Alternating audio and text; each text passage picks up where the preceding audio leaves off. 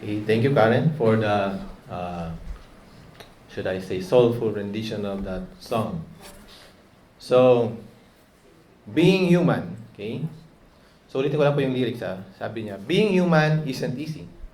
Well, I guess everyone can relate to this, di ba? So, immediately our attention is caught. In one moment, you are happy. Then the next, you are sad. That's very true for all of us, I think. There are days we are okay. Okay? There are days when we are definitely not okay. Continuing, and when you love, you will feel both joy and pain. Being human makes me weary. Okay? This just highlights the fact that we get tired, not just physically, but also emotionally. And if I may add, the emotional weariness is more tiresome. Okay? We are candles slowly burning, growing older day by day. Parang yung kandila nauupos, di ba? Unti-unti. And all we have is a temporary time.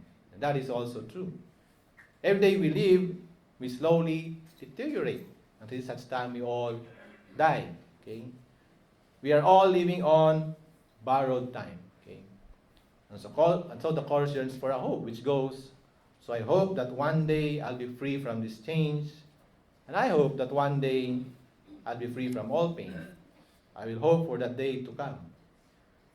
When, medyo nabago yung lyrics dito eh. When we will shine as brightly as the sun. Okay? And the hope expressed here, we'll touch on that later. Okay? Being human isn't easy. Okay? Sabi dito, we get sick and we get bruised, can win and we can lose. And there are times when there's nothing we can do. Tama naman, di ba? Wala tayong magagawa. Okay? And then, yun, repeat lang yung chorus. So I guess everyone can feel a connection to this song. Di ba? The song pretty much captures what we all experience. Okay? There's the happiness. Okay?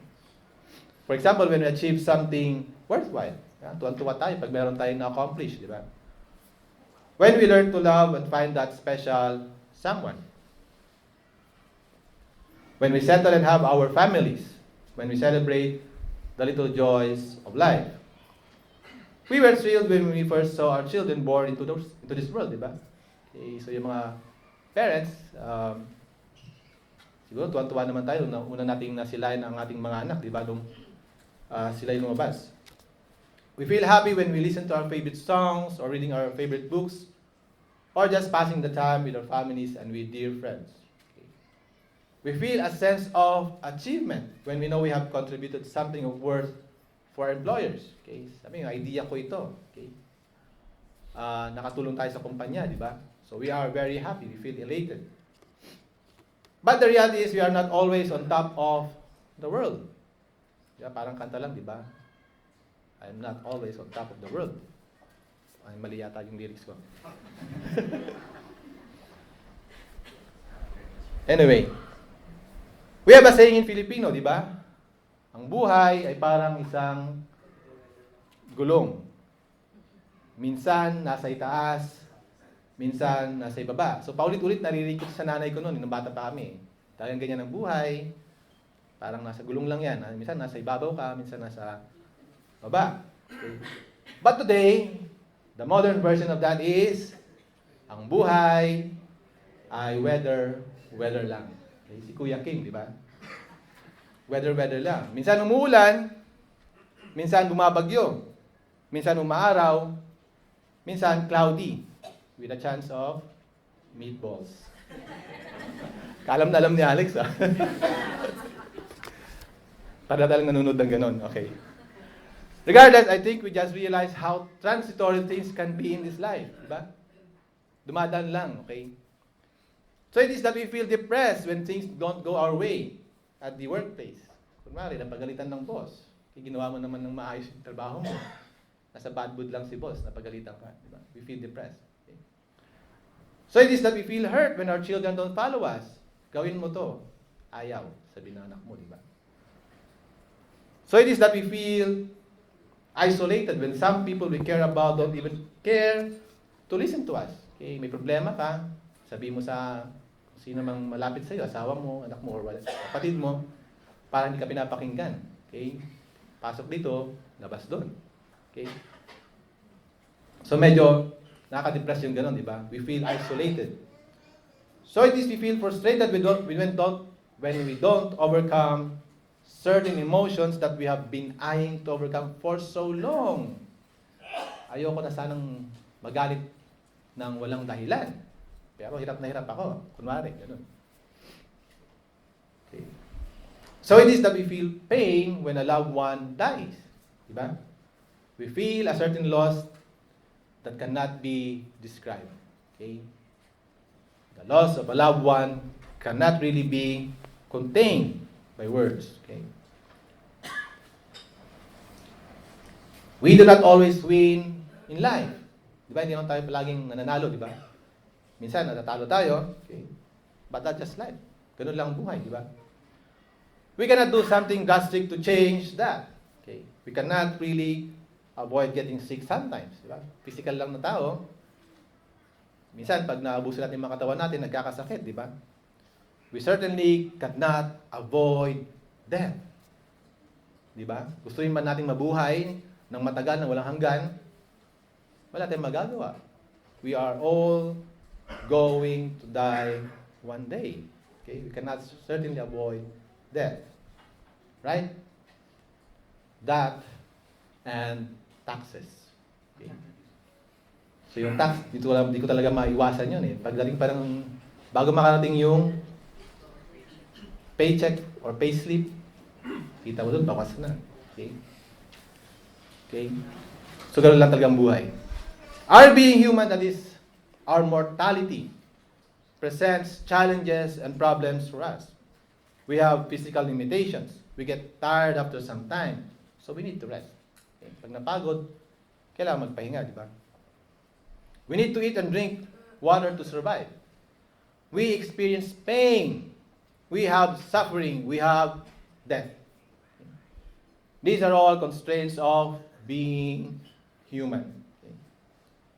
Job says, being human, medyo nabubulol. Job said as much in Job chapter 14, verse 1 to 2. Basahin ko na lang dito. Man born of woman is of few days and full of trouble. So that's how Job describes our lives. A few days, konting araw, full of trouble pa. Okay. He springs up like a flower and withers away. Like a fleeting shadow, he does not endure. Okay? Shadow lang, anino lang, dumaan lang, parang gano'n. Next verse. Man's days are determined. You have decreed the number of his months and have set limits he cannot exceed. This is just saying our physical lives cannot go on forever. Merong hantungan ng buhay natin, di ba? So look away from him and let him alone till he has put in his time like a hard man. So yun ang pakiusap ni Job. Okay. Look away from him and let him be. Hayaan mo na lang siya. Okay. Verse 7, at least there is hope for a tree. Buti pa yung kahoy, may pag-asa, sabi niya. If it is cut down, it will sprout again. And its new shoots will not fail. Its roots may grow all in the ground and stump die in the soil. Okay? Yet, at the scent of water, it will bud and put forth shoots like a plant. Okay? Parang, I think this is true, di ba? We have seen trees that were cut down, kaya akala natin wala na. Only the stump is left. Okay? We thought they were dead, but when watered diligently, it will bud again. Okay? It is a different case for man. Okay? Pag namatay ang tao, hindi mo pwedeng diligan yan at uusbong, di ba? Hindi naman pwedeng ganun. Verse 10, but man dies and is laid low. Okay? He breathes his last and is no more. Okay? Huling hinga, yun na yun. That's it. Verse 11, as water disappears from the sea or a riverbed becomes parched and dry, so man lies down, does not rise. Till the heavens are no more, men will not awake or be roused from their sleep. Okay? Medyo depressing, no? Sinasabi ni Job dito. But then again, in this very humanity is an opportunity to transcend it. or to overcome this humanity. Okay? There is an opportunity for us to overcome these constraints of being human. There is opportunity for us to qualify for immortality, from human to divine. Okay? The opportunity for us is open when God calls us to be separate from the rest of the world. Okay? Kung tatawagin tayo ng Diyos, ngayon, we have that singular opportunity. Okay? And Peter sums it up like this. 1 Peter chapter 1, verses 15 to 16. But just as he who called you is holy, so be holy in all you do. For it is written, be holy because I am holy. Okay? So that opportunity to go beyond our humanity has a condition. Okay? May condition siya. Be holy like God. Okay? It would seem a tall order, but it is, I think, achievable. And we'll read some passages from the Bible and examine the context of becoming holy. Okay? In Leviticus 11, we find a list of animal meat fit to eat and not fit for human consumption. Okay? It details distinctions between what and what cannot be eaten. Okay? So nandun, di ba? Pag animals, dapat i-choose the cud, tapos pick ang kanyang hoof. Pag fish naman, dapat merong scales and fins. And, okay? Dapat parehas. Okay? So there's this distinction so that there will be no mistakes on our part. Diba? Dapat klarong-klaro, malinaw, ito pwede, ito hindi pwede. Okay? Now what should interest us are the following passages.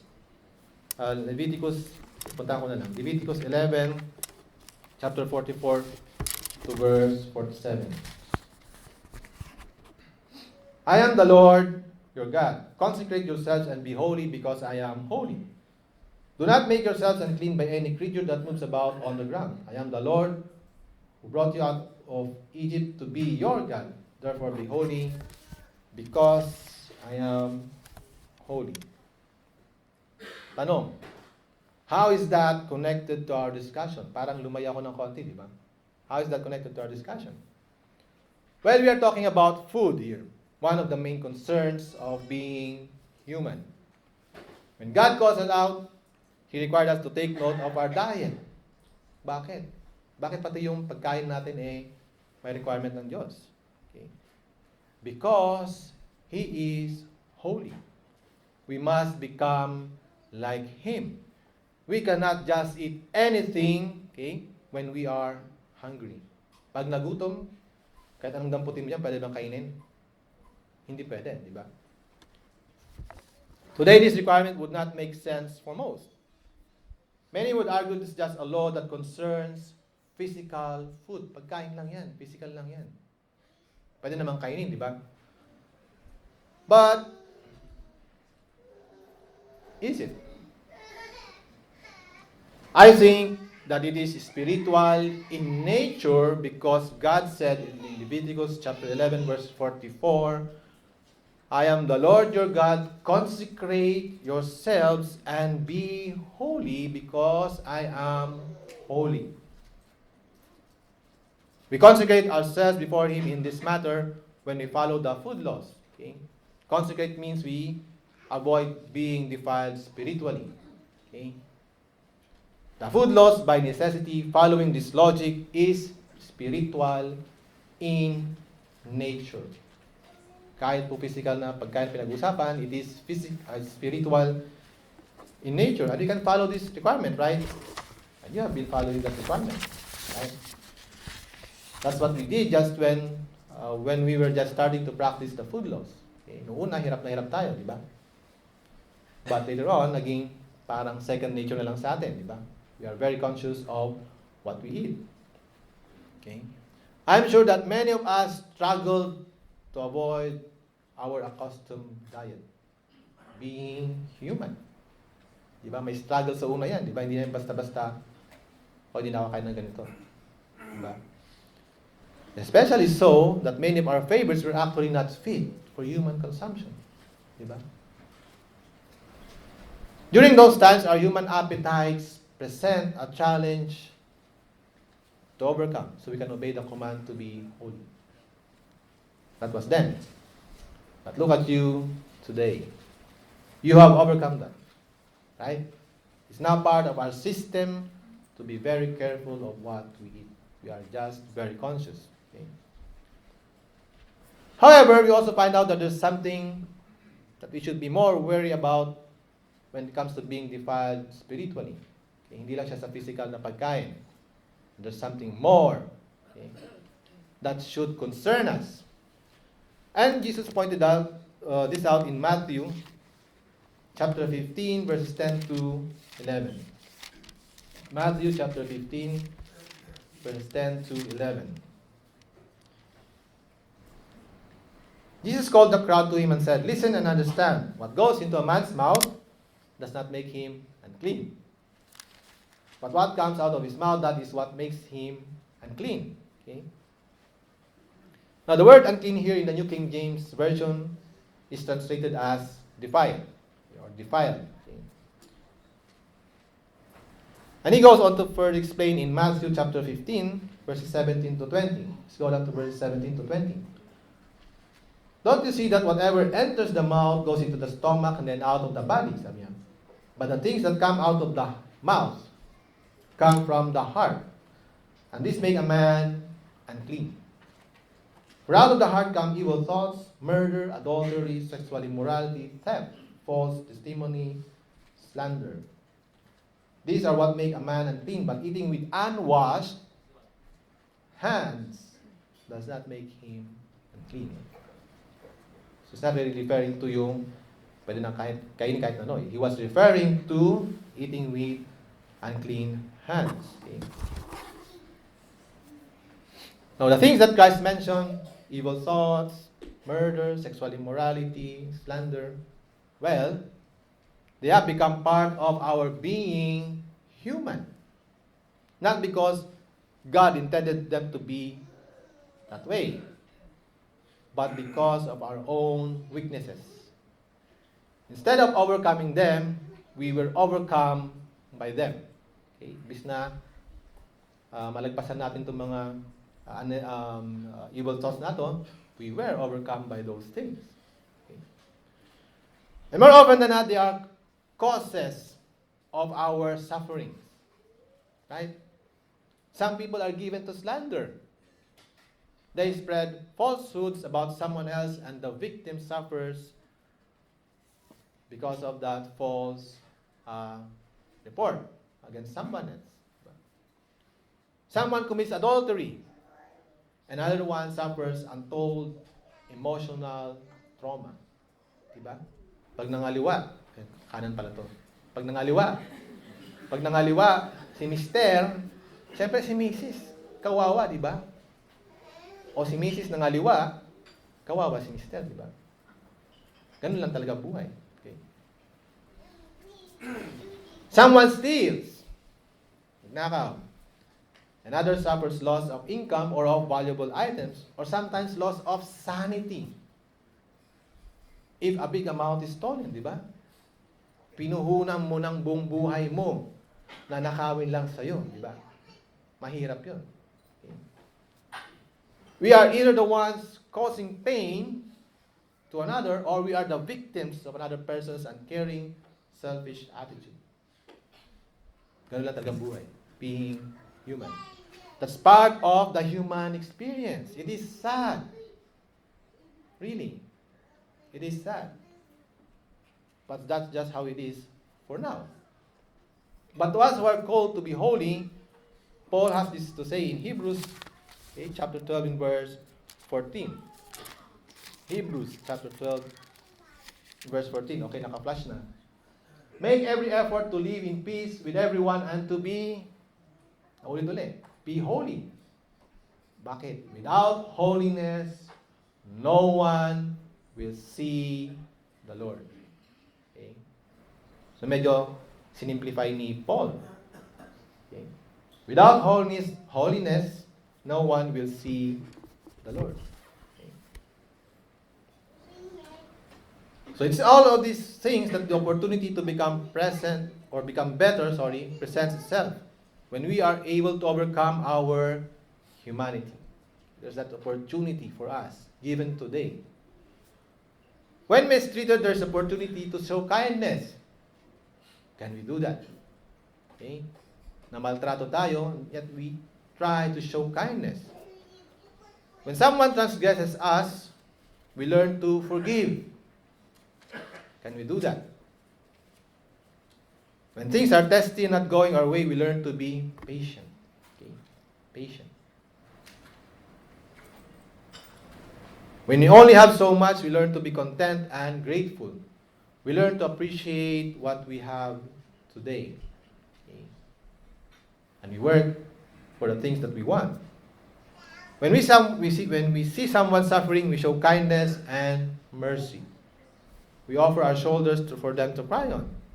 When someone hates us, we learn to love them back, nevertheless. And that's very, very difficult to do. Okay? It is very human to want to get even. Diba? In all of these things, we learn to display the divine character traits, despite our humanity. And these are what the Bible calls the fruit of the Spirit. And it can be shown in our lives. Let's go to Galatians chapter 5, verses 22 to 23. 22 to 23. But the fruit of the Spirit is love, joy, peace, patience, kindness, goodness, faithfulness, gentleness, and self-control. These are all divine character traits. We grow in this daily and we are closer to qualifying for God's kingdom. It is the same character traits that enable us to overcome the adversities we face as humans. Okay. Because of love, we give someone a chance to make things right with us. Okay, may nagkamali, but because we love that person, okay, give him another chance. Because of mercy and a forgiving attitude, we can have better relationships. Okay. Sorry na. Okay lang yan. Sige.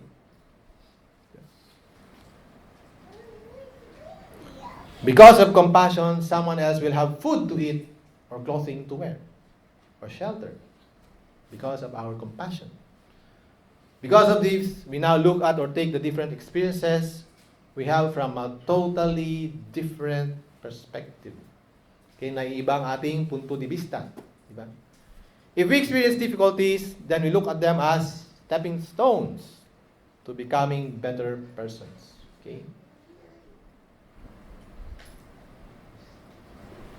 We see the opportunity in the crisis that we face. Sometimes it takes a painful or horrible experience to find out that we can be strong. Not because of our own strength, but on finding who the real source of strength is.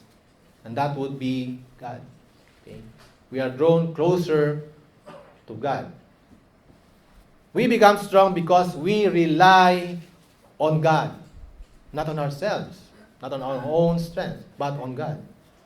We know we can overcome adversities because we have faith in God that He will see us through whatever the difficult circumstances we are in. Whether it involves sickness, persecution, financial crisis, emotional difficulties, and yes, death of a loved one. Okay. So it is said in 2 Corinthians chapter 4, verses 7 to 9. Let's read that. But we have this treasure in jars of clay to show that this all-surpassing power is from God and not from us. We are hard-pressed on every side, but not crushed. Perplexed, but not in despair. Persecuted, but not abandoned. Struck down, but not destroyed.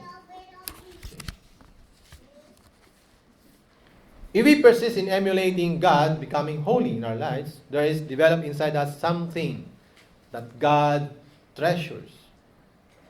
And so He looks on us with love and care. We have become, in His eyes, treasures in jars of clay. waiting for the final realization of when that treasure is finally revealed. Dropping down to 2 Corinthians chapter, Dropping down to 2 Corinthians chapter 4, verses 16 to 18, we read, "Therefore, we do not lose heart." Kaya hindi po tayo dapat panghinaan ng loob. "Though outwardly we are wasting away, yet inwardly we are being renewed day by day." Okay. "For our light and momentary troubles are achieving for us an eternal glory that far outweighs them all." So ano pinagdadaanan natin? The Bible calls them light and momentary. Okay. As compared to the eternal glory that far outweighs them all. Okay. So we fix our eyes not on what is seen, but on what is unseen. For what is seen is temporary. Nakikita natin ngayon. Tayo. All of us. All the things that we see. These are all temporary. But what is unseen is eternal, lasting, permanent. Okay? So having said all of this, the reality is that sooner or later, we will all die. Okay? Unless, of course, in the foreseeable future, the events leading to the return of Christ suddenly picks up pace. Malay natin, di ba? Biglang yung events. Bumilis. Okay? For His second coming. And we are still alive during that time. Okay? Medyo hindi ko lang kung swerte o hindi. Okay? I'm not sure. Whether we have live lives worthy of our calling or not, we will all die. Okay? But for us, looking forward to that eternal glory, we do know that we will live again. It's a matter of faith. It's a matter of conviction. Okay? We will live again, but this time with glorified bodies. Okay? Hindi na itong physical na to. Weak. Okay? It's going to be something far more glorious. And we are confident that the dead in Christ, those who chose to live as God intended, will rise to immortality. Okay? And where is our confidence coming from? Malakas ng loob nating maniwala, di ba? Well, the Bible does say that certain people have been brought back to physical life. For example, we have Lazarus. Di ba? We have the boy brought back to life when Elijah prayed to God, and so on. Okay? But these are resurrections to physical life. If at all these demonstrate the power and might of God to bring dead people back to life, He can do that. Okay? It is a manifestation of the reality of a resurrection. And it is reality that gives us concrete hope that our loved ones who have not yet been called and have died will one day be resurrected to physical life and have their chance to be saved. But that's another story or topic for another holiday observance. We just want to send that message loud and clear. But the reality of an eternal, glorious life for those who have answered God's call today. Where is our confidence in such coming from? From someone who had already been resurrected from the dead, raised to immortality, our Lord Jesus Christ Himself. We read the following passages from 1 Corinthians chapter 15, verse 20 to 23. First Corinthians chapter 15, verses 20 to 23.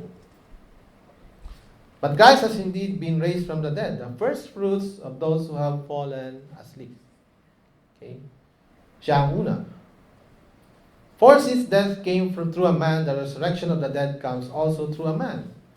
For as in Adam all die, so in Christ all will be made alive, but each in his own turn. Christ the first fruits, then when He comes, those who belong to Him. Okay.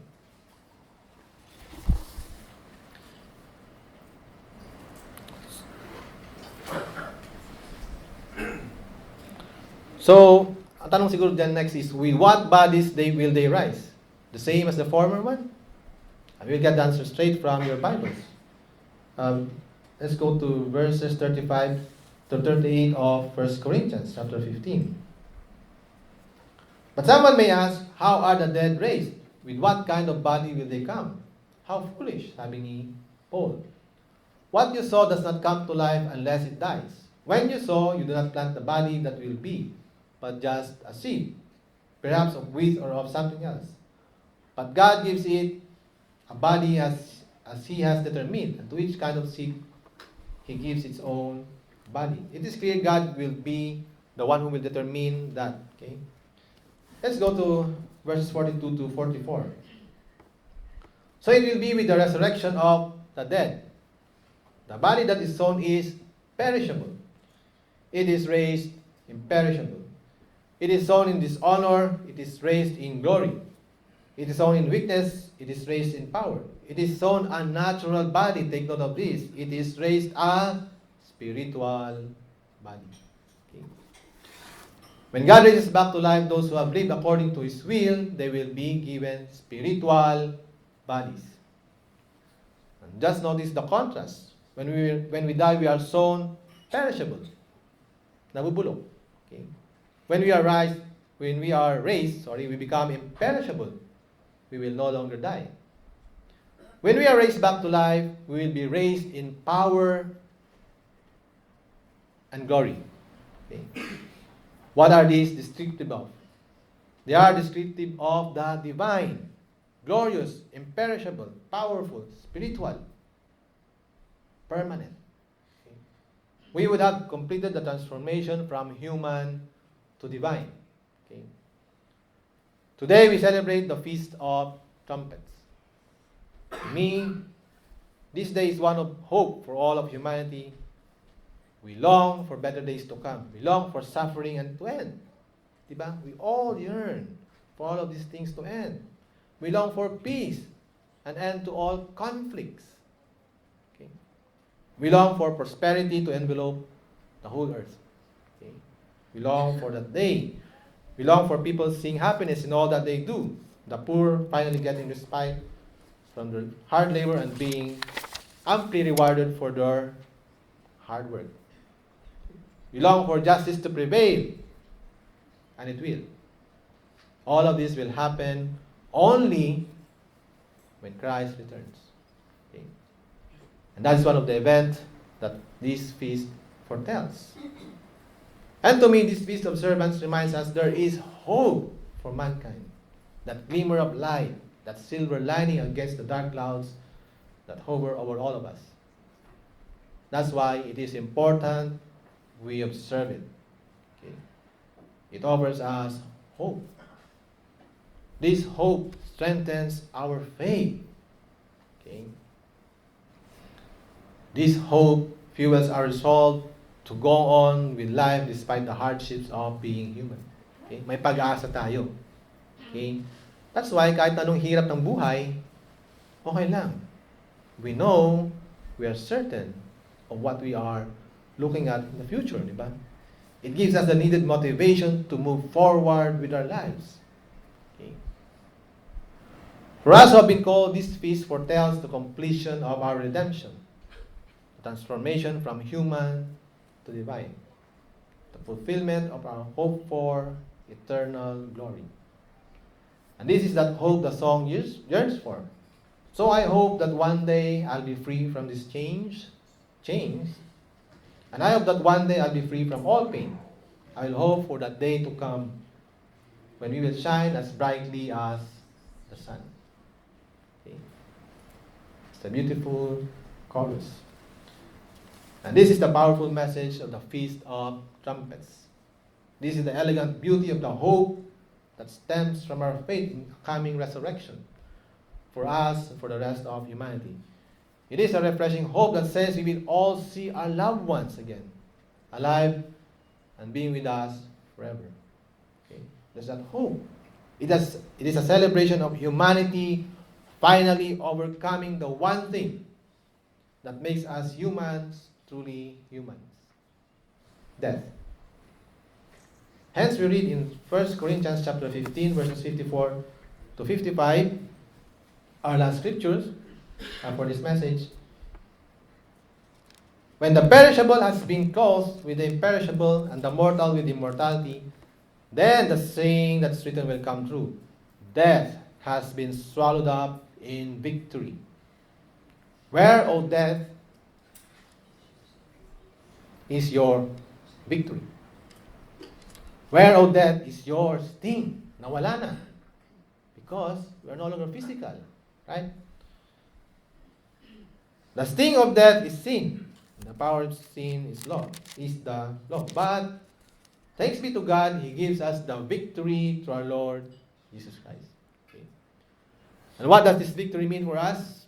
It is the culmination of God's plan for humanity to become divine like Him. Have a wonderful feast, everyone.